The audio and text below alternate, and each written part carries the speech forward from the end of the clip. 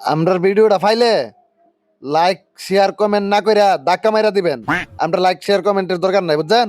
Hello guys, ইয়ালিদের শরীরটা বেশি ভালো না, ইয়ালিদের পাতলা পায়জামা হয়েছে। ধ্যাৎ, পাতলা পায়জামা না তো পাতলা পায়খানা পাগল।